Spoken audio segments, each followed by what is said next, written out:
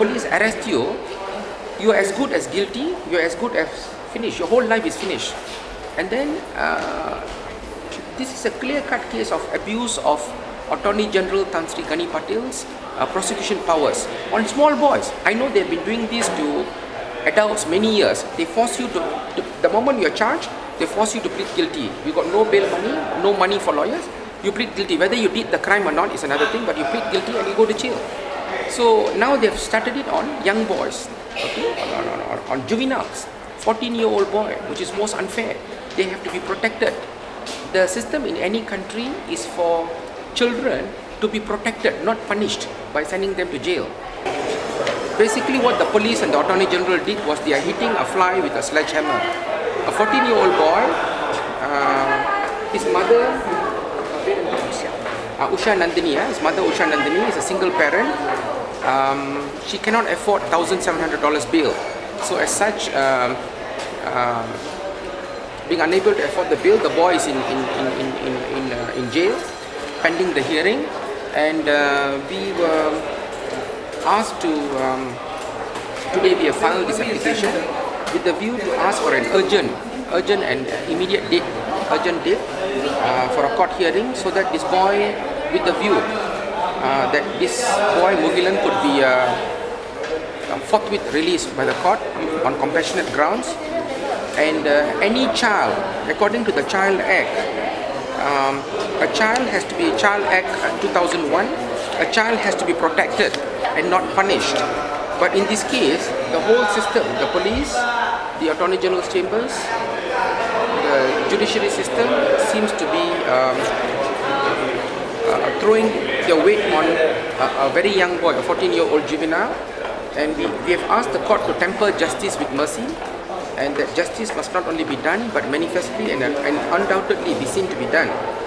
And in the circumstances, we have asked the judge to invoke Section 173G and or Section 93 1A or B of the Child Act 2001 to release this boy from custody. And we have also asked for an urgent date in this letter. This is the application letter to the judge, which has been duly accepted by the Setiausaha to the judge's secretary, Puan Rosila binti Rais, received on 28 January 2011 at 11 a.m.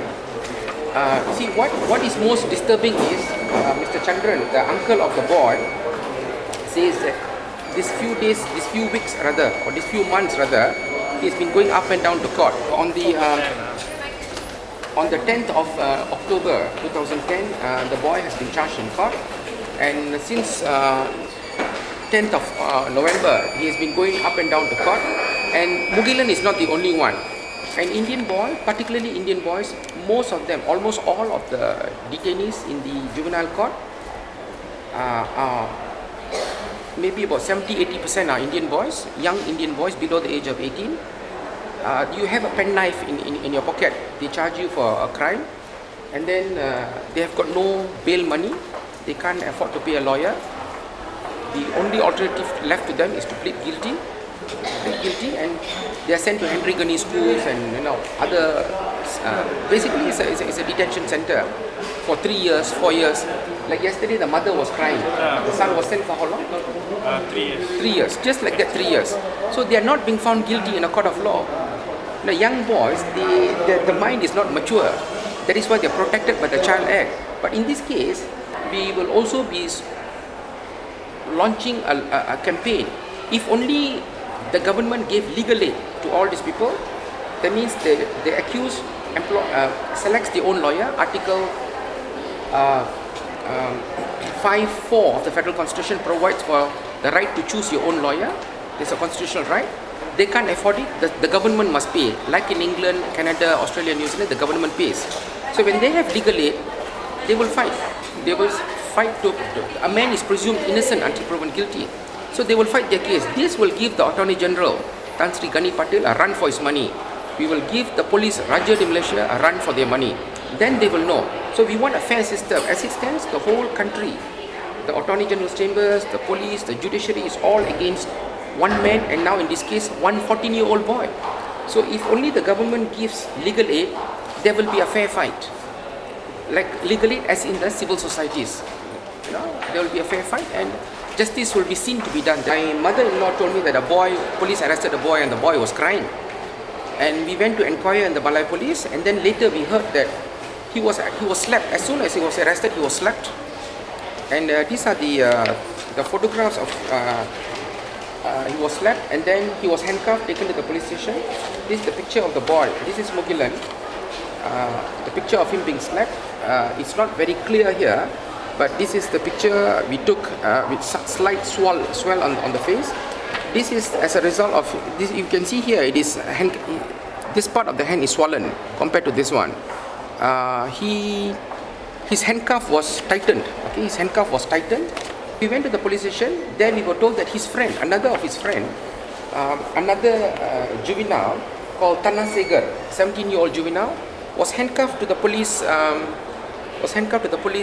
Motorcycle, and he was brought to the police station. Can you imagine the motorcycle tumbles, and the boy will be dragged with his handcuff on the motorcycle, cause more injuries.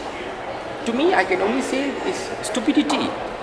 Policemen are supposed to be trained. They can't even use basic intelligence not to bring a young boy handcuffed to a motorcycle.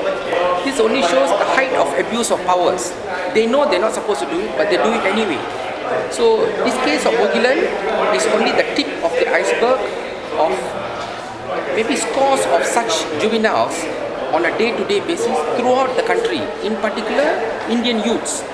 And then for the smallest offence, after today what we expect is an urgent hearing date before the judge.